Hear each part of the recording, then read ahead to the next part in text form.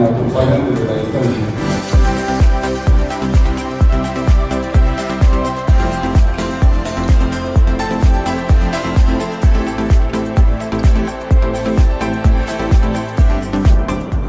Fue el mes de junio del año 1949 cuando 3 visionarios fundaron esta gran empresa.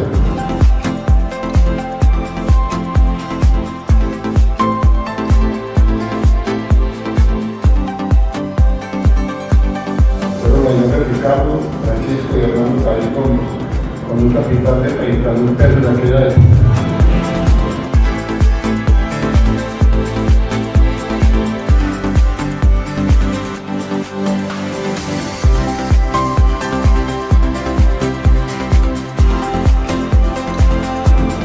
Montaron en el proyecto de hacer patria, de generar empleo, de contribuir al desarrollo de la región y del país.